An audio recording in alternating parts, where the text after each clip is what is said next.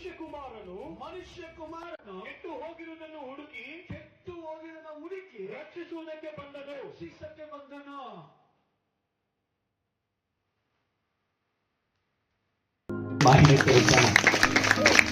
Alleluia.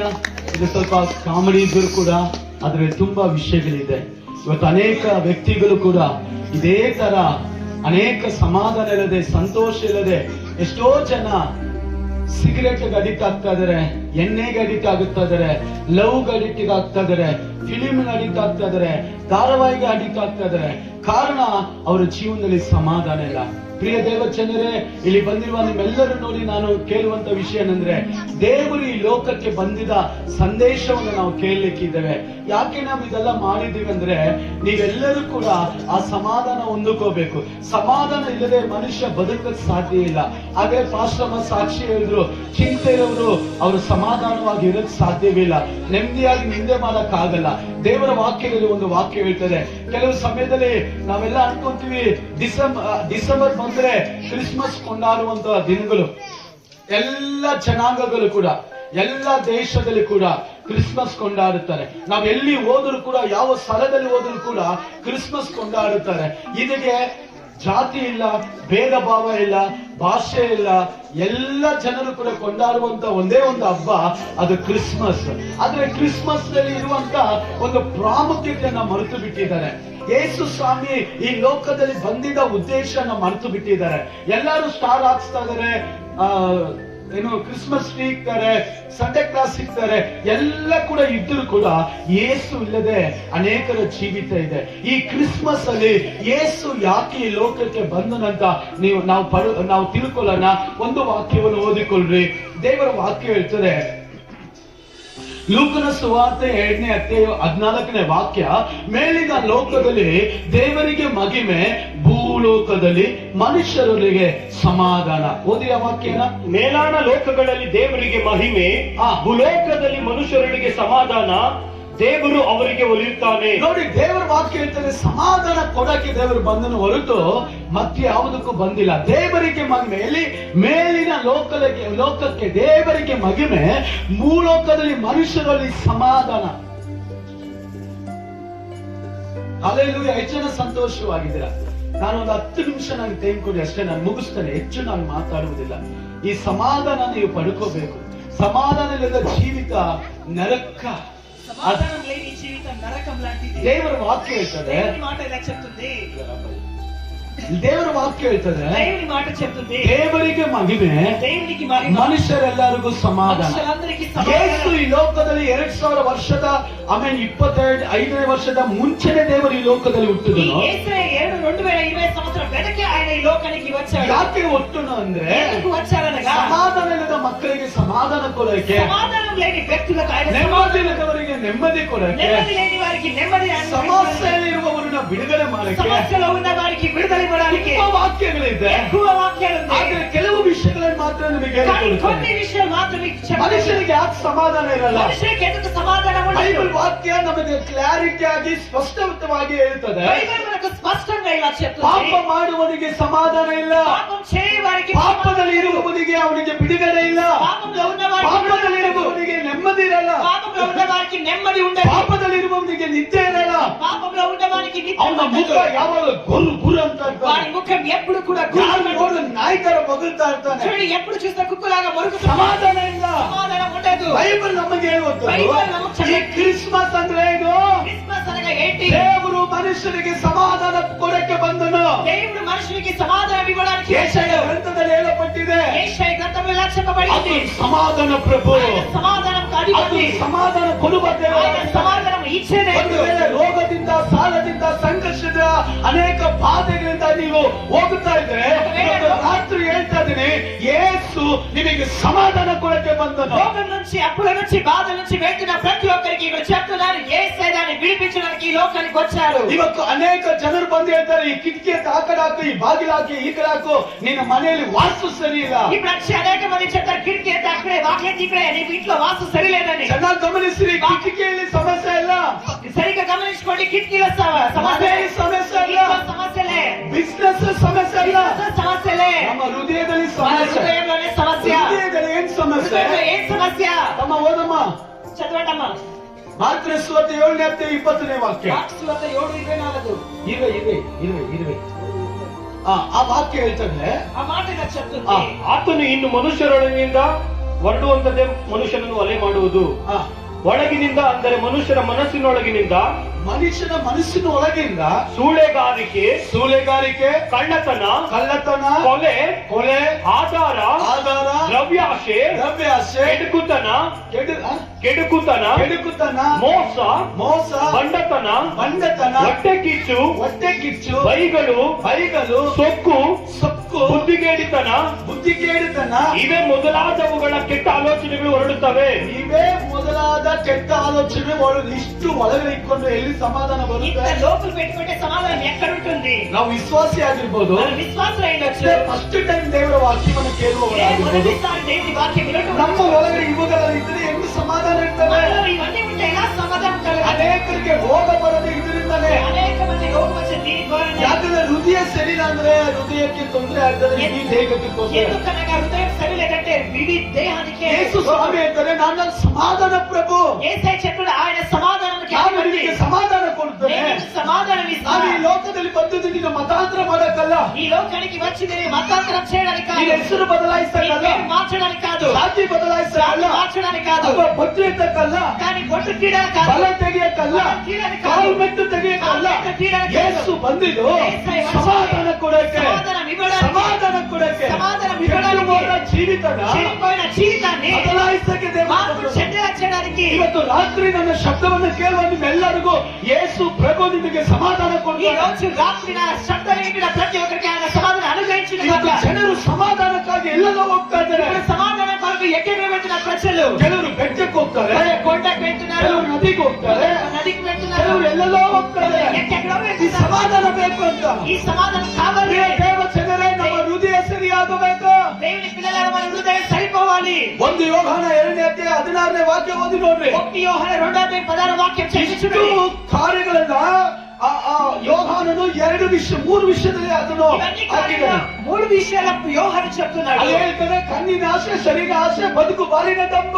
అక్కడ చెప్తుంది కంటి ఆశ, నేత్ర ఆశ, జీవపు డంబము.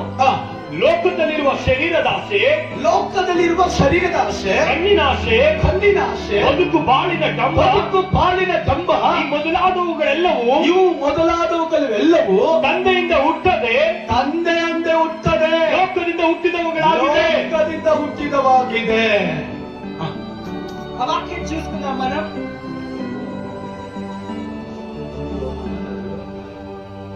ಅದು 3 ಕಾರ್ಯ ನಮಗೆ ಗುರುತು ತೋರಿಸ್ತಾ ಇದೆ. ఈ 3 కార్యాలు మనకు గుర్తుగా ఇలా ಒಂದು ಕಣ್ಣಿನ ಆಸೆ, ఒకటి కన్నుల ఒక, 2 ಶರೀರದ ಆಸೆ, శరీరానికి ఆశ, 3 ಬದುಕಿನ ಬಾಳಿನ ದಂಬ. ఇవన్నీ కూడా జీవితంలో ఒక డంబం. ఇవన్నీ ಇವು ನಮ್ಮನ್ನ ಕೆಡಿಸುವಂತದ್ದಾಗಿದೆ. చెరిపేటువంటిది. ಇವಾಗ ನೋಡಿ, ఇప్పుడు చూడండి, 2 ತಮ್ಮಂದಿರು ಇದ್ದಾರಂತೆ, ఇద్దరు తమ్ముళ్ళు ఉన్నారంట. ಅಣ್ಣ ತಮ್ಮಂದಿರು. అన్న తమ్ముళ్ళు. ಅವನು ಒಬ್ಬನು ಮನೆ ಕಟ್ಟ, ಇವನು ಮನೆ ಕಟ್ಟದಂತೆ. ఒకడు ఇల్లు కడితే వీడు ఇల్లు కట్టాడు. ಒಬ್ಬನು ಗಾಡಿ ಇಸ್ಕೊಂಡ್ರೆ ಇವನು ಇಸ್ಕೊಳ್ಳೋದು. గాడి తీసుకునే వీడు తీసుకునేది. ಅವನು ಏನ್ ಮಾಡ್ತಾರೋ ಅದನ್ನ ಮಾಡಿದ್ರೆ ఏం చేసిన వాడు ఇది వాడు చేశాడు. ಇಬ್ಬರು ಸಾಲಗಾರರಾಗಿ, రాష్ట్రకి ఇద్దరు అప్పు చేసి ಚಿಂತೆ ಜಾಸ್ತಿ ಆಗಿ, చింతలు ఎక్కువై ಊರ ಬಿಟ್ಟು ಓಡೋದ್ರಂತೆ. ఊర విడిచి వెళ్ళిపోయాడు. ಕಣ್ಣಿನ ಆಸೆ ಅಂತ. చూడండి, కళ్ళకు ఆశ.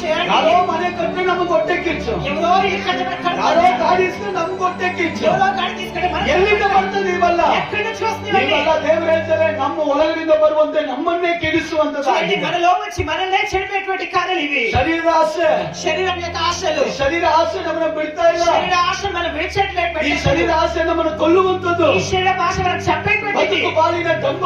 చూడండి, జీవం యొక్క డంబము. ಈ ಜೀವನಕ್ಕೆ ಬೇಕಾದ ದಂಬ ಅದು. ఇది జీవం కావాల్సిన డంబం. అది ಕರೆಕ್ಟಾಗಿ ಹೇಳ್ಬೇಕಾದ್ರೆ ನಮ್ಮ ಮೋಸಗೊಳಿಸುವಂತದ್ದು. కరెక్ట్ గా చెప్పాలంటే మనం మోసం చేసే ದೇವರ ವಾಕ್ಯ ಹೇಳ್ತದೆ, దేవుని మాట చెప్తుంది. ಇಷ್ಟು ಕಾರ್ಯಗಳನ್ನ ಯೋಹಾನನು 3 ಕಾರ್ಯದಲ್ಲಿ ಮುಗಿಸ್ತಾನೆ. ఈ కార్యం యోహాను 3 కార్యాలు ముగిస్తున్నాడు. ಕಣ್ಣಿನ ಆಸೆ, నేత్రాశ. ಪ್ರಸಂಗಿ 1:8 ಹೇಳ್ತದೆ, ಕಣ್ಣು ನೋಡಿ ತೃಪ್ತಿಗೊಳ್ಳುವುದಿಲ್ಲ చూడండి, ಅಂತೆ. కళ్ళు చూసి తృప్తి నందదు. ಆ ಕಣ್ಣು ನೋಡಿ ತೃಪ್ತಿ ಆಗಲ್ಲ, చూసి తృప్తి నందదు. ಶರೀರದ ಆಸೆ ತೃಪ್ತಿ ಆಗಲ್ಲ. శరీరం యొక్క ఆశ తృప్తి నందదు. ಅವನು ನಡ್ಕೊಂಡು ಹೋಗ್ತಾ ಇದ್ದ. నడుచుకుని వెళ్తున్నాడు. ಸ್ವಾಮಿ, స్వామి, ಎಲ್ಲಾರು ಸೈಕಲ್ ಓಡಿಸ್ತಾ ಇದಾರೆ, అందరూ సైకిల్ తొక్కుతున్నారు. అది ಒಂದು ಸೈಕಲ್ ಕೊಟ್ಟವಾಗ ಸೈಕಲ್ ಇಟ್ಕೊಡ್ತಾ ಸೈಕಲ್ ಕೊಟ್ಟರು ದೇವರು. సైకిల్ ఇచ్చారు. ಸೈಕಲ್ ಕೊಟ್ಟು ಸೈಕಲ್ ಓಡಿಸ್ತಾ ಇರುವಾಗ ಎಲ್ಲರೂ ಬೈಕ್ ಓಡಿಸ್ತಾ ಇದ್ರಂತೆ. చూడండి సైకిల్ తొక్కేటప్పుడు అందరూ కూడా బైక్ నడుపుతున్నారంట. ಆಗ ಬೈಕ್ ಬೇಕು ದೇವ್ರೆ ಅಂದಂತೆ. బైక్ దేవుడు అడిగాడు. ದೇವರು ಬೈಕ್ ಕೊಟ್ರು. దేవుడు బైక్ ఇచ్చాడు. ಟ್ರಾಫಿಕ್ ಜಾಮ್ ಅಲ್ಲಿ ಹೋಗಿ ನಿಂತ್ಕೊಂಡ್ರೆ ಬರೀ ಕಾರೇ ಕಾಣ್ತಾ ಇದೆ. ట్రాఫిక్ జామ్ వచ్చి ఎక్కువగా కార్లే కనబడుతుంది. ಆಗ ಅವರಂದ್ರೆ ದೇವರೇ ಎಷ್ಟು ದಿನ ಅಂತ ನಾನು ಬೈಕ್ ಓಡಿಸ್ತೀನಿ ನನ್ ಕಾರ್ ಕೊಡು ಅಂತ. కానీ ఎన్ని సంవత్సరాలు నాకే బైక్ నడపాలి నాకు కార్ ఇవ్వండి అని అడిగాడు. ಆಮೇಲೆ ಇನ್ನ ಐಫೈ ಕಾರ್ ಕೇಳಿದಂತೆ. ఐఫై కార్ అడిగాడంట. ಅದಾದ್ಮೇಲೆ ದೇವರೇ ಇವೆಲ್ಲ ರೋಡ್ ಅಲ್ಲಿ ಹೋಗುವಂತದ್ದು ಏರೋಪ್ಲೇನ್ ಅಲ್ಲಿ ಹೋದ್ರೆ ಚೆನ್ನಾಗಿರ್ತದಂತ. దేవుడా ఇవన్నీ కూడా నేల మీద వెళ్ళదు కానీ ఏరులో వెళ్ళాలి. ಶರೀರದ ಆಸೆ ಮುಗಿಯಂತದಲ್ಲ ಅದು. ఈ శరీరం యొక్క ఆశ ముగించేటువంటిది కాదు. ಅದು ಕಾಡ್ತಾನೆ ಇರ್ತದೆ. అవి మనం పీడిస్తూనే ఉంటాయి. ಸೀಟ್ ಮನೆ ಇದ್ರೆ ಮೋಡ್ ಮನೆ ಇದ್ರೆ ಮೇಲೆ ಮಾಡಿ ಮೇಲೆ ಇದ್ರೆ ಅರಮನೆ. ಅದು ಶಿಫ್ಟ್ ಆಗ್ತಾ ಇದೆ ಒಂದು ಕೋತಿ ತರ. చూడండి సిటీలు ఉంటే మోల్డ్ ఇల్లు ఉంటే డూప్లెక్స్ ఇవన్నీ కూడా ఇలాగే ದೇವರು ನಮಗೆ ಎಷ್ಟೇ ಅದ್ಭುತ ಮಾಡಿದ್ರು ನಮ್ಮ ಮನಸ್ಸು ನಮ್ಮ ಶರೀರ ಆಸೆ ಅದಕ್ಕೆ ತೀರಲ್ಲ. చూడండి ప్రభు ఎంత అద్భుతం చేసిన మన శరీర మనస్సు దాన్ని ದೇವರು ನಮಗೆ ಬರುವಂತದ್ದು ನಮಗೆ ಸಮಾಧಾನ దేవుని ಕೊಡುತ್ತೆ. నుంచి వచ్చేటువంటిది అది మనకి సమాధానం. ಹಲ್ಲೆಲೂಯಾ. హల్లెలూయా. ಹೆಚ್ಚಿನ ಸಂತೋಷವಾಗಿದ್ದೀರಾ? ಯೇಸು ಇವತ್ತು ಸಮಾಧಾನ ಕೊಡ್ಲಿಕ್ಕೆ యేసు ఈరోజు సమాధానం ಹೇಗೆ ಈ ಸಮಾಧಾನ ಕೊಡ್ತಾನೆ? సమాధానం ఇస్తాడు. ಮಾರ್ಕನ ಸುವಾರ್ತೆಯಲ್ಲಿ మార్కు సువార్తలో 9ನೇ ಅಧ್ಯಾಯ 19ನೇ ಅಧ್ಯಾಯ 19వ వచనం 10ನೇ ವಾಕ್ಯದಲ್ಲಿ 10వ వాక్యంలో ದೇವರು ಈ ಲೋಕಕ್ಕೆ ಬಂದಿದ್ದು దేవుని లోకానికి వచ్చింది ಕೆಟ್ಟಂತ ಮನುಷ್ಯನನ್ನ ಸರಿಪಡಿಸಕ್ಕೆ. చెడిపోయిన మనిషిని సరి చేయడానికి. ಒಂದು ವೇಳೆ ಪಾಪದಲ್ಲಿ ಅಡಿಕ್ಟ್ ಆಗಿ ఒకవేళ పాపానికి నువ్వు అడిక్ట్ అయ్యి ಎಲ್ಲಾರ ಮುಂದೆ ನೀನ್ ಚೆನ್ನಾಗಿ ಕಾಣುವ ಅಂತ ಇರಬಹುದು. అందరి ఎదుట నువ్వు బాగుండేలాగా ఉండొచ్చు. ನೀನು ಒಬ್ಬಂಟಿ ಆಗಿರುವಾಗ ಪಾಪಗಳನ್ನು ಮಾಡ್ತಾ ಇರ್ಬೋದು. నువ్వు ఒక్కడిగా ఉన్నప్పుడు పాపం ಸೀಕ್ರೆಟ್ చేస్తావు. ಸಿನ್ ಮಾಡ್ತಾ ಇರ್ಬೋದು. రహస్య పాపం ದೇವರಿಗೆ చేస్తావు. ಇಷ್ಟವಿಲ್ಲದ ಕಾರ್ಯ ಮಾಡ್ತಾ దేవునికి ಇರ್ಬೋದು. ఇష్టం లేని పని చేస్తున్నావు. ಅದು ಯೂಟ್ಯೂಬ್ ಆಗಿರ್ಬೋದು, ಫೇಸ್ಬುಕ್ ಆಗಿರ್ಬೋದು, ಎಲ್ಲ ಕೆಟ್ಟದನ್ನು ನಮ್ಮ ಹೃದಯದಲ್ಲಿದೆ. చూడండి ఇది ఒకవేళ యూట్యూబ్ కావచ్చు, ఫేస్బుక్ కావచ్చు, చెడు కాదు అన్ని మనలో ఉంది. ವಾಕ್ಯ ಹೇಳ್ತಾರೆ, ఈ మాట చెప్తుంది ಯೇಸು ಕ್ರಿಸ್ತನು ಈ ಲೋಕಕ್ಕೆ ಬಂದ ಉದ್ದೇಶ ಏನಂದ್ರೆ ಕೆಟ್ಟು ಹೋಗಿರುವಂತಹ ನಿನ್ನನ್ನು ನನ್ನನ್ನು ಬಿಡಿಸಲು ಬಂದನು. చూడండి యేసు ఈ లోకానికి వచ్చిన ఉద్దేశం ఏంటంటే చెడిపోయిన నన్ను నిన్ను సరి చేయడానికి ఈ లోకానికి వచ్చింది. ಆ ವಾಕ್ಯ ಹೋಗೋಣ. ಲೂಕನ ಸುವಾರ್ತೆ 19:10ರಲ್ಲಿ ಮನುಷ್ಯ ಕುಮಾರನು ಕೆಟ್ಟು ಹೋಗಿರುವುದನ್ನು ಹುಡುಕಿ ರಕ್ಷಿಸುವುದಕ್ಕೆ ಬಂದನು. ರಕ್ಷಿಸಕ್ಕೆ ಬಂದನು. ನಮ್ಮ ಜೀವಿತದಲ್ಲಿ ಏನೆಲ್ಲ ಕೆಟ್ಟು ಹೋಗಿದೆ, మన జీవితంలో ఏదైనా చెడిపోయింది, ಏನೆಲ್ಲ ಹಾಳಾಗಿದೆ, ఏదైతే పాడైంది ಅದನ್ನು ಸರಿ ಮಾಡಕ್ ಬಂದನು. దాన్ని సరి చేయడానికి వచ్చాడు. ಪ್ರಿಯ ದೇವ ಜನರೇ, దేవుని పిల్లలారా ಗಮನಿಸಿರಿ. గమనించండి. ಕೆಟ್ಟು ಹೋದ ಜೀವಿತವನ್ನ చెడిపోయిన జీవితాన్ని ಯೇಸು ಸ್ವಾಮಿ ಕೈಲಿ ಕೊಡಬೇಕು. యేసయ్య చేతిలో ఇవ్వాలి. ಯೇಸು ಸ್ವಾಮಿ ಕೈಲಿ ಕೊಟ್ರೆ యేసయ్య చేతిలో ఇస్తే ಅದನ್ನು ಸರಿ ಮಾಡ್ತಾರೆ. ఆయన సరి చేస్తారు. 4 ಯವನಸ್ಥರು ಟ್ರಿಪ್ ಹೋದ್ರು. నలుగురు యవనస్తులు ట్రిప్ కని వెళ్ళారు. ಅವ್ರಿಗೆ ಏನಂದ್ರೆ వారికి ఏమనగా ನಾವು ಹೇಗಾದ್ರೂ ಟ್ರಿಪ್ ಹೋಗಿ ಜಾಲಿಯಾಗಿ ಬರಬೇಕಿತ್ತು. మరి ఎలాగైనా ట్రిప్ వెళ్ళి జాలీగా రావాలి. ಮಧ್ಯರಾತ್ರಿ ಗಾಡಿ ಕೆಟ್ಟಾಯ್ತು. మధ్యరాత్రిలో బండి చెడిపోయింది. ರಾತ್ರಿ ಎಲ್ಲ ಕ್ಯಾಬಿನ್ ಓಪನ್ ಮಾಡಿ ಏನೆಲ್ಲ ಮಾಡ್ತಾರೆ, ಏನ್ ಆಗ್ತಾ ಇಲ್ಲ. రాత్రి క్యాబిన్ ఓపెన్ చేసి ఏదైతే చేయాలో అదంతా చేస్తున్నారు కానీ ಏನೆಲ್ಲ ನೋಡಿದ್ರೆ ಸ್ಟಾರ್ಟ್ ಆಗಿಲ್ಲ. ఏదైతే చేస్తే అదే స్టార్ట్ ತಲೆ ಮೇಲೆ అయింది. ಕೈ ಇಟ್ಬಿಟ್ಟು 4 ಜನ ರೋಡಲ್ಲಿ ಕೂತಿದ್ದಾರೆ. తల మీద చేతులు పెడితే 4 మంది కూడా రోడ్లో ಒಂದು కూర్చున్నారు. ತಾತಮ್ಮ ಬ್ಯಾಲಿಗೆ ಎದ್ದಿದ ತಕ್ಷಣ ವಾಕಿಂಗ್ ಬರ್ತಾ ಇದ್ದಾರೆ. తాతయ్య గారు అదే మార్గంలో ಆ ವಾಕಿಂಗ್ ಮಾಡ್ತಾ ಇರೋ ಸಮಯದಲ್ಲಿ వాకింగ్ చేస్తున్న ಈ 4 ಜನ ತಲೆ ಮೇಲೆ ಕೈ ಇಟ್ಕೊಂಡು ఎవరస్తులు చూసి తల మీద చేతి పెట్టి ಆಗ ಕೇಳಿದ್ರು, ಏನಾಯ್ತಪ್ಪ? వాళ్ళు అడిగారు ఏమైందయ్యా? ಅಯ್ಯ, ನಾವು ರಾತ್ರಿ ಈ ತರ ಬರೋ ಸಮಯದಲ್ಲಿ ಗಾಡಿ ಕೆಟ್ಟೋಯ್ತು, ರಾತ್ರಿ ಎಲ್ಲ ಪ್ರಯಾಸ ಪಟ್ಟು ಏನಾಗಿಲ್ಲ, ಈ ಕಾರ್ ಸ್ಟಾರ್ಟೇ ಆಗಿಲ್ಲ. చూడండి మేము రాత్రంతా ప్రయాణం చేసుకునేటప్పుడు బండి చెడిపోయింది. ఇక వేరేదో ప్రయత్నిస్తాం కానీ బండి స్టార్ట్ అవ్వట్లేదు. ತಾತಪ್ಪ ಆ ಕ್ಯಾಬಿನ್ ಓಪನ್ ಮಾಡಿ ಅಲ್ಲಿ ಏನೋ ಸ್ವಲ್ಪ ಹಿಂಗೆ ರೆಡಿ ಮಾಡಿದ್ರು. చూడండి ఆ తాతయ్య ఏదో క్యాబిన్ ఓపెన్ చేసి ఏదో కొద్దిగా రెడీ చేశారు. ಆಗ ಈ ಹೋಗಿ ಸ್ಟಾರ್ಟ್ ఆ ಮಾಡಿ యవనస్తులకి చెప్పారు వెళ్ళి స్టార్ట్ ಈ చేయండి. 4 ಜನ ಒಬ್ಬರ ಮುಖ ಒಬ್ಬ ನೋಡಿ ನಕ್ಕೊಂಡ್ರಂತೆ. ఈ నలుగురు ఒక్కరి ముఖ చూసి నవ్వుకున్నారట. ರಾತ್ರಿ ಎಲ್ಲ ಕಷ್ಟಪಟ್ಟು ಏನಾಗಿಲ್ಲ. ಈ ಅಪ್ಪ ಏನೋ ಮಾಡೋದು ಸ್ಟಾರ್ಟ್ ಆಗ್ಬಿಟ್ಟು రాత్రి కష్టపడ్డాం ఏది జరగలేదు కానీ ఈ అప్ప వచ్చి స్టార్ట్ అయ్యింది. ಸರಿ, ಆ ದೊಡ್ಡವ್ರು ಹೇಳ್ತಾರೆ ಕೇಳೋಣ ಅಂತ ಹೋಗಿ ಸ್ಟಾರ್ಟ್ ಮಾಡಿದ್ರೆ చెప్తున్నారా స్టార్ట్ చేసిన ಗಾಡಿ ಸ್ಟಾರ್ಟ್ ಆಯ್ತು. బండి స్టార్ట్ అయింది. ಕಾರಣ ఎందుకు? ಆ ಗಾಡಿ ಮ್ಯಾನಿಫೆಸ್ಟೇಷನ್ MD ಅವರೇ. ఆ గాడి మ్యానుఫ్యాక్చర్ చేసే ఎండి ఆయనే. ಕಾರಿನ ಎಲ್ಲ ಏನಾಗುತ್ತೆ, ಏನ್ ತೊಂದರೆ ಇದೆ ಪಕ್ಕ ಗೊತ್ತವ್ರಿಗೆ. చూడండి ఆ గాడిలో ఏది తొందర అయితే అవన్నీ కూడా వాళ్ళకి తెలుస్తుంది. ನಮ್ಮನ್ನ ಸೃಷ್ಟಿ ಮಾಡಿದ ಸೃಷ್ಟಿಕರ್ತನು ಆತನಾಗಿ. మనల్ని సృష్టించే సృష్టికర్త ನಮ್ಮ ఆయనే. ಜೀವಿತದಲ್ಲಿ ಏನು ತೊಂದರೆ ಅಂತ ಆತನಿಗೆ ಗೊತ್ತು. మన జీవితంలో ఏది తొందర అనేది ನಮ್ಮ ఆయనకు ಜೀವಿತದಲ್ಲಿ ಯಾವ್ದು ಅದು ಕೆಟ್ಟು ಹೋಗಿದ ಅವತ್ತನ್ನು ಗೊತ್ತಾ? మన జీవితంలో ఏది చెడిపోయిందో ఆమె మాత్రమే తెలుసు. ಅದಕ್ಕೆ ದೇವರ ವಾಕ್ಯ అందుకే ಹೇಳ್ತದೆ, దేవుని మాటలే ಕೆಟ್ಟು చెప్తుంది. ಹೋಗಿದನ ಹುಡುಕಿ ರಕ್ಷಿಸಲು ಬಂದನು. చెడిపోయిన దాన్ని వెనక్కి మళ్ళీ రక్షించడానికి వచ్చాడు. ಕುಡುಕತನದಿಂದ ಕೆಟ್ಟು ಹೋಗಿದ್ಯಾ? పాపం ద్వారా చెడిపోయావా? ವ್ಯಭಿಚಾರದಿಂದ ಕೆಟ್ಟು ಹೋಗಿದ್ಯಾ? వ్యభిచారం ద్వారా చెడిపోయావా? ಸಿಗರೇಟ್ ಹೊಡೆದು ಕೆಟ್ಟು ಹೋಗಿದ್ಯಾ? తాగి చెడిపోయావా? ಹುಡುಗಿ ಸಮಾಸ ಮಾಡಿ ಕೆಟ್ಟು ಹೋಗಿದ್ಯಾ? స్వార్థం చేసి ದೇವರು ಕೆಟ್ಟು ಹೋಗಿದ್ದನ್ನ ಸರಿಪಡಿಸಲು ಬಂದನು. దేవుడు చెడిపోయిన దాన్ని సరిచేయడానికి వచ్చాడు. ಹಲ್ಲೆಲೂಯಾ. హల్లెలూయా. ಆತನು ಸಮಾಧಾನ ಪ್ರಭು. ఆయన సమాధానం ಇವತ್ತು ನಮ್ಮ ಹೃದಯದಲ್ಲಿರುವ ಸಮಸ್ಯೆಗಳು ತೆಗೆದುಹಾಕುತ್ತಾನೆ. మన లోపల సమస్యను ఆయన తీసివేస్తాడు. ದೇವರಿಗೆ ನೀವು ಒಪ್ಪಿಸಿಕೊಡುವುದಾದರೆ, దేవునికి సమర్పించేటువంటి ದೇವರಿಗೆ ಸರೆಂಡರ್ ಆಗುವುದಾದರೆ, దేవునికి సమర్పించేవారు ಯೇಸು ಅದ್ಭುತ ಮಾಡುತ್ತಾನೆ. ಯೇಸು యేసు ಬಿಡುಗಡೆ ಕೊಡುತ್ತಾನೆ. ಯೇಸು ರಕ್ಷಿಸ್ತಾನೆ. యేసే రక్షిస్తాడు. ಎಷ್ಟು ದೊಡ್ಡ ರೌಡಿ ಆದರೂ ఎంత ಕೂಡ, పెద్ద రౌడీ అయినా, ಎಷ್ಟು ದೊಡ್ಡ ಪಾಪಿ ಆದರೂ ఎంత పెద్ద పాపమైనా ಯೇಸು ಬಿಡಿಸ್ತಾನೆ ಸಹೋದರ. ಯೇಸು ಬಿಡಿಸ್ತಾನೆ ಸಹೋದರಿ. ನಿನ್ನ ಸಾಲ ಸಂಕಷ್ಟಗಳಿಂದ ಯೇಸು ಬಿಡುತ್ತಾನೆ. ఈ సాలన అప్పు నుంచి యేసే ನಿನ್ನ ಬಾಧೆಗಳಿಂದ ಯೇಸು ఈ ಬಿಡಿಸ್ತಾನೆ. బాధ నుంచి యేసే ಯೇಸುವಿಗೆ ಒಪ್ಪಿಸಿಕೊಡು. యేసుకు సమర్పించు. ಹಲ್ಲೆಲೂಯಾ. హల్లెలూయా. ಚೆನ್ನೈಲಿ ಒಂದು ದೊಡ್ಡ ಸೌಕಾರ. చూడండి, చెన్నైలో ఒక పెద్ద శ్రీమంతుడు, ಅವನು ಕೋಟಿ ಕೋಟಿ ಅನಾಸ್ತಿ. వారికి కోట్ల కోట్ల డబ్బు ఉంది. ಇವನಿಗೆ ಪ್ರಾಬ್ಲಮ್ ಏನಂದ್ರೆ, సమస్య ఏంటంటే ರಾತ್ರಿ ಆದ್ರೆ రాత్రి అయితే ಅವನಿಗೆ ನಿದ್ದೆ ಬರಲ್ಲ. వారికి నిద్ర పట్టదు. ನಿದ್ದೆ ಬರಲ್ಲ. నిద్ర పట్టదు. ಈಗ ಡೈವರ್ಗೆ ಅವನು ಹೇಳ್ತದ, ಆ ಡೈವರ್ಗೆ ಅವನು ಹೇಳ್ತಾ ఆ ಇದ್ದ, డ్రైవర్ గారు చెప్తున్నాడు, ನೋಡಪ್ಪ ನಾನು ನಿದ್ದೆ ಹೋಗೋವರೆಗೂ ಕಾರು ಓಡಿಸ್ತಾನೆ ಇರು. నేను నిద్రపోయేంత వరకు బండి నడుపుతూనే ఉండు. ನಿದ್ದೆ ಹೋಗೋವರೆಗೂ ಕಾರು ಓಡಿಸ್ತಾ నేను ಇರು. నిద్రపోయేంత వరకు బండి నడుపుతూనే ఉండు. ನೋಡಿ, ಇವ್ನು ನಿದ್ದೆ ಮಾಡುವವರೆಗೂ ಕಾರು ಓಡಿಸ್ತಾನೆ ಇರೋದು ಇವ್ನ ಕೆಲಸ. చూడండి, నిద్రపోయేంత వరకు బండి తోలడమే వీరి పని. ಇವ್ನು ನಿದ್ದೆ ಮಾಡಿದ್ಮೇಲೆ ಕಾರ್ ಗ್ಯಾರೇಜ್, ದೊಡ್ಡ ದೊಡ್ಡ ಬಿಲ್ಡಿಂಗ್ ಅಲ್ಲಿ ಕಾರ್ ಗ್ಯಾರೇಜ್ ಇರುತ್ತಲ್ಲ, ಅಲ್ಲಿ ಬಿಟ್ಬಿಟ್ಟು ಹೋಗ್ತಾ ಇದ್ದ. చూడండి, వీడు పెద్ద పెద్ద బిల్డింగ్ ద్వారా కార్ గ్యారేజ్ అక్కడ పెట్టి వెళ్ళిపోయాడు. ಅನೇಕ ದಿನಗಳು ಹೀಗೆ ನಡೀತಾ ಇತ್ತು. అనేక రోజులు ఇలాగే గడిచింది. ಒಂದು ದಿನ ಈ ಡ್ರೈವರ್ ಬಂದಿಲ್ಲ. ఒక్క రోజు ఈ డ్రైవర్ రాలేదు. ಈ ಡ್ರೈವರ್ ಬರದ ಕಾರಣ ఈ డ్రైవర్ రాక ಇವನೇನ್ ಮಾಡ್ತಾನೆ, ನಿದ್ದೆ ಬರ್ತಾ ಇಲ್ಲ. నాకు నిద్ర వస్తలే.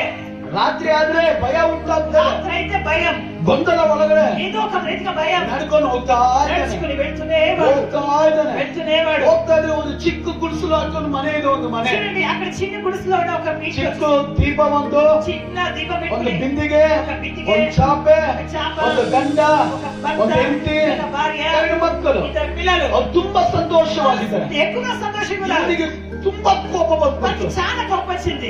ಏಯ್, ఏయ్, ನನಗೆ ಅರಮನೆ ಇದೆ, నాకు అరమనే ఉంది, ಕಾರ್ ಇದೆ, నాకు కారు ఉంది, ನನಗೆ ಕೋಟಿ ಕೋಟಿ ಇದೆ, నాకు కోట్లు కోట్లు ఉంది. ನನಗೆ ಸಂತೋಷ ಇಲ್ಲ. నాకే సంతోషం ಇವರು లేదు. ಸಂತೋಷ వీరు ಸಮಾಧಾನವಾಗಿದ್ದಾರೆ. సంతోషంగా సమాధానం ಇವ್ರು ಹೆಂಗಿದ್ದಾರೆ ನೋಡ್ಬೇಕು ఇది ಅಂತ ఎలా ఉందో చూడాలి. ಕಿವಿ ಕೊಟ್ಟು ಕೇಳ್ತಾ ಇದ್ದಾನೆ. శివి వ్యక్తి వింటున్నాడు. ಅಲ್ಲಿ ಒಳಗಡೆ ಅಪ್ಪ ಅಮ್ಮ ಹೇಳ್ತಾ ಇದಾರೆ, లోపల తల్లిదండ్రులు చెప్తున్నారు, ಸಮಯ ಆಯ್ತು, సమయం అయింది, ನಾವೆಲ್ಲರೂ ದೇವರಿಗೆ ಸ್ತೋತ್ರ ಮಾಡಿ. మనమందరం కూడా కలిసి దేవునికి స్తోత్రాలు చెల్లిద్దాం. ರಕ್ಷಕನಾದ ದೇವರೇ, రక్షకుడైన ನಮ್ಮ దేవా, ಕೊಟ್ಟ ಆಹಾರಕ್ಕಾಗಿ ಸ್ತೋತ್ರ, నాకు ఇచ్చిన ఆహారం ಈ బట్టి ದಿನವನ್ನು వందనాలు. ಕೊಟ್ಟಿದ್ದಕ್ಕಾಗಿ ఈ ಸ್ತೋತ್ರ, రోజు నాకు ఇచ్చిన వందనాలు. ಒಂದೊಂದು ವಿಷಯಕ್ಕಾಗಿ ಸ್ತೋತ್ರ ఒక్కొక్క ಮಾಡ್ತಾರೆ. విషయం బట్టి ಇವನಿಗೆ స్తుతిస్తున్నాను. ಕೋಪ ಬಂತು, నీకు కోపం వచ్చింది. ಮಳೆ ಬಂದ್ರೆ ಸೋರುವಂತ ಮನೆ, వాన వస్తే నీళ్లు కాచేటువంటి ఇల్లు, ಬಿರುಗಾಳಿ ಬಂದ್ರೆ ಮನೆ ಇರಲ್ಲ ಅಲ್ಲಿ. చూడండి, మంచి తుఫాన్ వస్తే లేచుకొని ಆದ್ರೆ ఇల్లు. ಇವನಿಗೆ ಎಷ್ಟು ಸಂತೋಷ కానీ ఎంత ಸಮಾಧಾನ, సంతోషంగా సమాధానంగా ఉన్నారు. ಎಲ್ಲಿಂದ ಬಂತು ಇವನಿಗೆ? ఎక్కడి నుంచి ಓ వచ్చింది? ಬಾರಯ್ಯ ಆಚೆ, రండయ్య బయటికి. ನೋಡಪ್ಪ ನನಗೆ ಇಷ್ಟೆಲ್ಲ ಹಣ ಇದೆ, నాకు ఇంత డబ్బు ఉంది, ಇಷ್ಟೆಲ್ಲ ಆಸ್ತಿ ಇದೆ. ఇంత ಆಸ್ತಿ ఉంది. ರಾತ್ರಿ ಆದ್ರೆ ನಿದ್ದೆ రాత్రి ಬರ್ತದೆ, అయితే నిద్ర పట్టదు. ರಾತ್ರಿ ಬಂದ್ರೆ ನನಗೆ ಗಲಿಬಿಲಿ రాత్రి ಉಂಟಾಗ್ತದೆ, అయితే నాకు ఏదో ఒక ಸಮಾಧಾನ రీతి ಕೆಟ್ಟೋಗುತ್ತೆ, సమాధానం ఉండదు. ಒಂದು ಭಯ ఒక ಉಂಟಾಗುತ್ತೆ, భయం ఉంటుంది. ಯಾರೋ ಬಂದು ಸಾಯಿಸೋ ತರ ಕಾಣ್ತದೆ, ఎవరో ఒక చంపలా ಯಾರೋ ನನ್ನ కనిపిస్తుంది. ಮನೆಯನ್ನ ಆಕ್ರಮಿಸೋ ತರ ಕಾಣ್ತದೆ. ఎవరైనా ఇల్లు ఆక్రమించేలా ಏನ್ కనిపిస్తారు. ಮಾಡಕ್ ಗೊತ್ತಿಲ್ಲ. ఏం చేయాలో తెలియదు. ಅವ್ರು ಹೇಳಿದ್ರು, ನಾವು ಯೇಸು ಸ್ವಾಮಿನ ನಂಬಿದ್ದೇವೆ, వాళ్ళు చెప్పారు, మేము యేసయ్య ನಾವು నమ్మినాం, ಯೇಸಪ್ಪನ ಆರಾಧನೆ ಮಾಡಕ್ మేము ಹೋಗ್ತೇವೆ. యేసయ్యని ఆరాధిస్తున్నాం. ಆ ಯೇಸು ದೇವರು ನಮಗೆ ಸಮಾಧಾನ ఆ యేసు దేవుడే మాకు సమాధానం ఇచ్చారు. ದೇವ ಜನರೇ, దేవుని పిల్లలారా, ಆ ವ್ಯಕ್ತಿ ఆ వ్యక్తి ಅಂದಿನಿಂದ ಸಭೆಗೆ ಹೋಗಕ್ಕೆ ಪ್ರಾರಂಭಿಸಿದ, ఆ రోజు నుంచి సంఘానికి ಸತ್ಯವೇದ వెళ్ళడానికి ಓದುವುದಕ್ಕೆ బైబిల్ ಪ್ರಾರಂಭಿಸಿದ, చదవడానికి ప్రారంభించాడు. ಈಗ ಕೂಡ ಅಲ್ಲಿ ಒಂದು ದೊಡ್ಡ ಸೇವಕರಾಗಿದ್ದಾರೆ. చూడండి, ఇప్పుడు ఆయన అక్కడ పెద్ద సేవకుడై ఉన్నాడు. ಯಾಕಂದ್ರೆ ಹಣದಿಂದ ನಾವು ಸಂತೋಷ ಸಮಾಧಾನವಾಗಿರಕ್ಕಾಗಲ್ಲ, ఎందుకనగా డబ్బు ద్వారా సంతోషం సమాధానం ಆಸ್ತಿಯಿಂದ కలగదు. ನಾವು ಸಂತೋಷ ಸಮಾಧಾನ ఆస్తి ద్వారా ಇರಕ್ಕಾಗಲ್ಲ. సంతోషం సమాధానం ದೇವರು ನಮಗೆ ಸಮಾಧಾನ ಪ್ರಭು, దేవుని ద్వారా ಆ ದೇವರೇ ನಿಮಗೆ ಸಮಾಧಾನ ఆ ಕೊಡ್ತಾರೆ. దేవుడే మనకు సమాధానం ಯೇಸು ఇవ్వాలి. ನಮ್ಮ ಹೃದಯದಲ್ಲಿ ಬಂದರೆ యేసయ్య మన హృదయంలో మనకి వస్తే సమాధాన మనకు ಬಂತು. సమాధానం వస్తుంది. హల్లెలూయా. హల్లెలూయా. ಚಿಕನ್ ಸಾರ್ ಮಾಡಿದ್ರು ಸಮಾಧಾನ ಇಲ್ಲ, చికెన్ సాంబార్ చేస్తే సమాధానం ఉండదు. ಮನೆಯಲ್ಲಿ ಏನಿದ್ರು ಸಮಾಧಾನ ಇಲ್ಲ. ఇంట్లో ఏదినా సమాధానం ನಾವು ఉండదు. ಸೇವೆ ಮಾಡುವುದರಿಂದ ಕೆಲವು ನಮ್ಮ ಹತ್ರ ಬಂದು ಹೇಳ್ತಾರೆ, మేము పరిచయం చేసే వాళ్ళ కొందరు మాతో వచ్చి చెప్తారు, ನಮಗೆ ಎಷ್ಟು ನಮ್ಮ ಮಕ್ಕಳು ತಿಂದಷ್ಟು ಆಸ್ತಿ ಇದೆ ಸರ್, మాకు పిల్లలు తినేటువంటి ఆస్తి ఉంది సార్, ಸಮಾಧಾನ ಇಲ್ಲ ಸರ್. సమాధానం లేదు సార్. ಕೆಲವರು ಹೇಳ್ತಾರೆ, కొందరు చెప్తారు, ಕೈ ತುಂಬಾ ಹಣ ಇದೆ ಸರ್, చేతి నుంచి డబ్బు ఉంది, ಏನ್ ಮಾಡ್ಬೇಕು ఏం ಚರ್ಚೆಗೆ?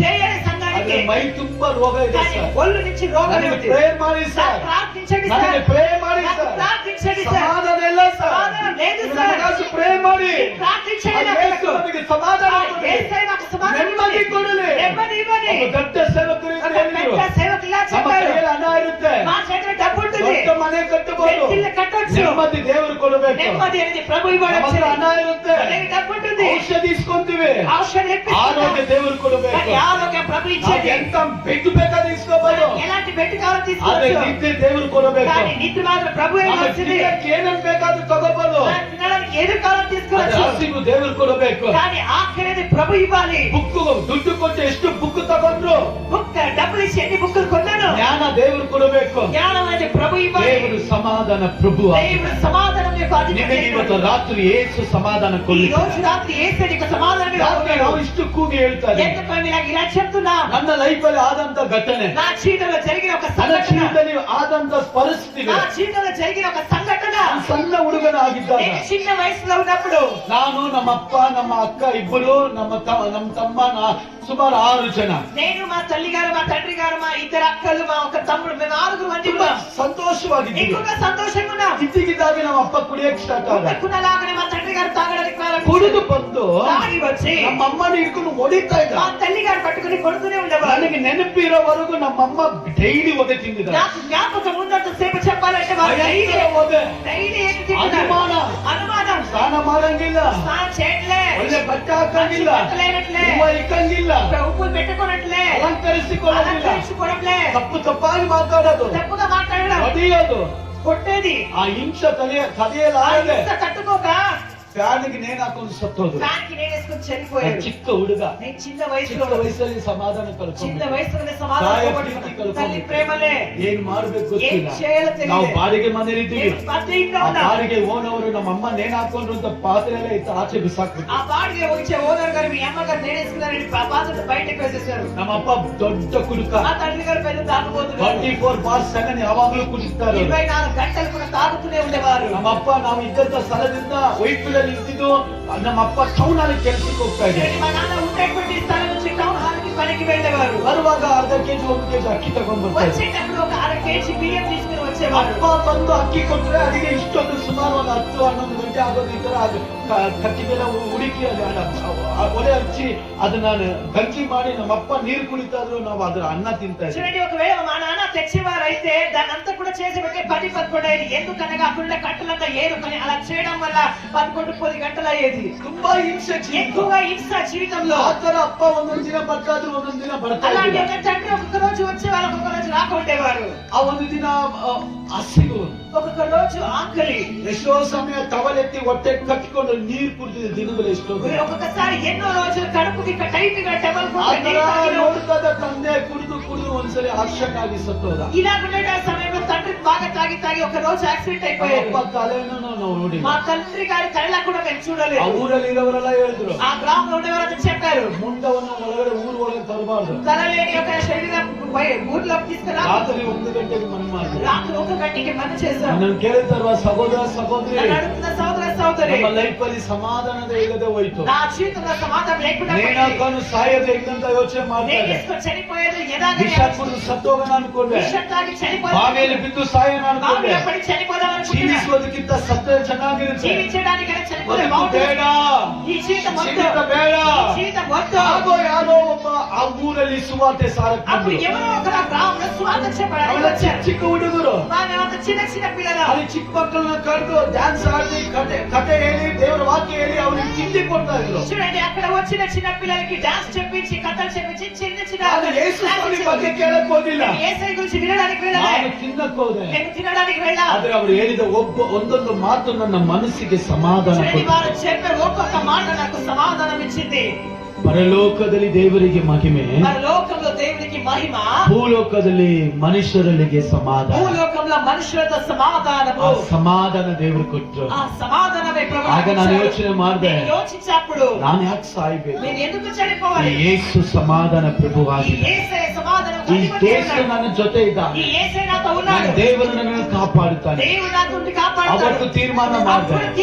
ಈ ಯೇಸುವನ್ನು ಯೇಸುವಿಗೆ ನನ್ನ ಜೀವಿತ ಒಪ್ಪಿಸಿ యేసయ్యకి నా జీవితం సమర్పిస్తే ನೀವು ನಿಜವಾದ ದೇವರವಾದರೆ నీ నిజమైన దేవుడైతే ನನ್ನನ್ನು ಆಶೀರ್ವದಿಸಿರಿ, నన్ను ఆశీర్వదించండి. ನನ್ನನ್ನು ನಡೆಸಿರಿ ಯೇಸುವೆ. నడిపించండి ನಾನು అయ్యా. ನಿನ್ನನ್ನು ನಂಬುತ್ತೇನೆ, ನಿನಗಾಗಿ ಬದುಕ್ತೇನೆ, ನನ್ನನ್ನು ನಡೆಸು. నన్ను నడిపించండి. ಎಂತ ಒಂದು ಆಶ್ಚರ್ಯವಾದ ಜೀವಿತ ನಮ್ಮ ఎలాంటి ಜೀವಿತ. ఒక ఆశ్చర్యమైన జీవితం. ಅವತ್ತಿಂದ ಇವತ್ತುವರೆಗೂ అప్పటి నుంచి ఇప్పటి వరకు ಅಪ್ಪ ಕೈ ಕೊಟ್ಟಿಲ್ಲ ನಮಗೆ, తండ్రి అనేది చేతి ಕೈ విడిచిపెట్టలేదు. ಬಿಡಲಿಲ್ಲ, చేయి విడిచిపెట్టలేదు. ಅವಮಾನಕ್ಕೀಡು ಮಾಡಿಲ್ಲ. అవమానానికి వదిలిపెట్టలేదు. ಎಷ್ಟೋ ಸಮಯ ರೋಡಲ್ಲಿ ಭಿಕ್ಷೆ ಬೇಡಿದ್ದೀನಿ, ಕೈ అనేక సమయంలో రోడ్ల భిక్ష పెట్టినా, ಪೇಪರ್ ಅಟ್ಟೆ ಆದಿದ್ದೀನಿ, పేపర్లు కూడా ఏరినా, ಲೈಫ್ ಪೂರ್ತಿ ಶೂನ್ಯ, జీవితం మొత్తం శూన్యంలో ఉంది. ಎಲ್ಲಿ ಹೋಗ್ಬೇಕು ಗೊತ್ತಿಲ್ಲ. ఎక్కడికి వెళ్ళాలో తెలియదు. ಯೇಸು ಸಮಾಧಾನ ಕೊಡುವ ದೇವರು. యేసయ్య సమాధానించే దేవుడు. ಇವತ್ತು ನಾನು ಜೀವಂತವಾಗಿದ್ದೀನಿ, ನನ್ನ ಕುಟುಂಬ ಜೀವಿತವಾಗಿದ್ದೀನಿ ಅಂದ್ರೆ ఈ రోజు నేను జీవంగా ఉన్నా, నా కుటుంబం జీవంగా ఉందంటే ಯೇಸು ಸ್ವಾಮಿ ಕಾರಣ. యేసయ్యే కారణం. ಯಾವ ಮನುಷ್ಯರು ಸಹಾಯ ಮಾಡಿ.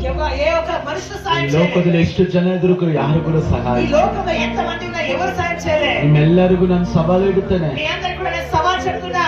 ಹುಟ್ಟಿದ್ದಾಗ ಎಲ್ಲರೂ ಬರ್ತಾರೆ, డబ్బునేటప్పుడు అందరూ వస్తారు. ಅವ್ರು ಚೆನ್ನಾಗಿದ್ದಾಗ ಎಲ್ಲ ಬರ್ತಾರೆ, మరి బాగున్నప్పుడు అందరూ వస్తారు. ಕೆಟ್ಟು ಹೋದಾಗ ಯಾರು ಬರಲ್ಲ, చెడిపోయినప్పుడు ఎవ్వరు రారు. ವ್ಯಾಧಿಯಲ್ಲಿದ್ದಾಗ ಯಾರು ಬರಲ್ಲ, వ్యాధిలో ఉండేటప్పుడు ఎవ్వరు రారు. ಕೊರತೆಯಿಂದ ಇರುವಾಗ ಯಾರು ಬರಲ್ಲ, కొరతలో ఉండేటప్పుడు ఎవ్వరు రారు. ಯಾವುದೋ ತೊಂದರೆ ಇದ್ದಾಗ ಯಾರು ಬರಲ್ಲ. ಸಹೋದರ ಸಹೋದರಿ, ఏమో పని ఉండేటప్పుడు ఎవరు రారు. ಯೇಸು ಬರ್ಲಿಕ್ಕಿದ್ದಾನೆ. యేసయ్య రాము ఉన్నాడు. ಇವತ್ತು ಸಮಾಧಾನ ಪ್ರಭು ఈ ಸಮಾಧಾನ రోజు ಕೊಡ್ಲಿ. సమాధానం కా ప్రభు మీకు ನಿಮ್ಮ సమాధానం ಲೈಫ್ ಅನ್ನು ದೇವರು మీ ಬದಲಾಯಿಸ್ತಾನೆ. జీవితాన్ని ప్రభు మార్చుతాడు. ಎಲ್ಲರೂ ಎದ್ದು ನಿಂತುಕೊಂಡು అందరూ లేచి ಪ್ರಾರ್ಥಿಸೋಣ. నిల్చున్న ప్రార్థిద్దాం. ನಿಮಗಾಗಿ మీ ಪ್ರಾರ್ಥಿಸ್ತಾನೆ. కొరకై ప్రార్థించబోతున్నాం. ಎರಡು ಕೈಗಳ ಮೇಲೆ రెండు ಎತ್ತಿಕೊಳ್ಳಿ. చేతులు పైకెత్తి ಯೇಸು ಸ್ವಾಮಿಗೆ ಒಪ್ಪಿಸಿಕೊಡಿ, యేసయ్యకి సమర్పించండి. ದೇವರಿಗೆ ಒಪ್ಪಿಸಿಕೊಡಿ. దేవునికి సమర్పించండి. ದೇವರು ನಮ್ಮನ್ನ ಪ್ರೀತಿಸುವ ದೇವರು. దేవుడు మనం ప్రేమించే దేవుడు. హల్లెలూయా. హల్లెలూయా. ఎవరు లేక ఒంటరినై అందరికీ నే దూరమై అనాథగా నిలిచాను. నువ్వు రావాలే సయ్యా, నువ్వు రావాలే సయ్యా. ఎవరు లేక ఒంటరినై అందరికీ నే దూరమై, ఎవరు లేక ఒంటరినై అందరికీ నే దూరమై అనాథగా నిలిచాను. నువ్వు రావాలే సయ్యా, నువ్వు రావాలే సయ్యా, నువ్వు రావాలే సయ్యా, నువ్వు రావాలే సయ్యా. నేనున్నా నేనున్నా అందరూ అంటారు, కష్టాలు బాధల్లో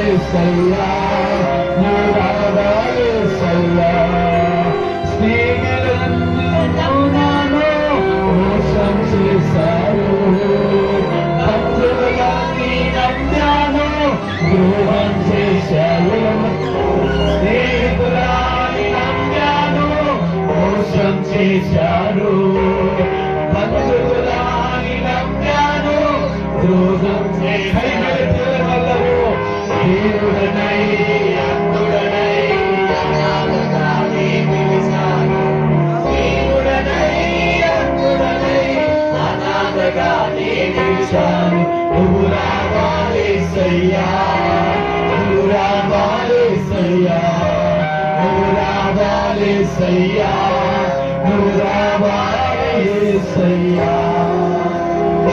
ಇಷ್ಟೊತ್ತು ದೇವರ ವಾಕ್ಯ ನಾವು ಕೇಳಿದ್ವಿ ఇంతసేపు ప్రభు వాక్యం మనం విన్నాం. ದೇವರು ನಮ್ಮ ಒಳಗಡೆ ಬರಕ್ಕೆ ನಾವು ಏನ್ ಮಾಡ್ಬೇಕು ప్రభు మన దూరానికి మనం ఏం చేయాలి? ಬೈಬಲ್ ವಾಕ್ಯ ಹೇಳ್ತದೆ ಬಾಯಿಂದ ಅರಿಕೆ ಮಾಡೋ ಹೃದಯದಿಂದ ನಂಬು బైబిల్ ఇలా చెప్తుంది, నోటి నుంచి నీ పాపను అరక చేయి, హృదయంతో నమ్ము అని. ಆಗ ನಿನಗೆ ರಕ್ಷಣೆ అప్పుడు నీకు రక్షణ. ಈಗ ನಾವು ಬಾಯಿ ತೆರೆದು ಪ್ರಾರ್ಥನೆ ಮಾಡಿಕೊಳ್ಳೋಣ ఇప్పుడు మనం నోటి తెరిచి ప్రార్థన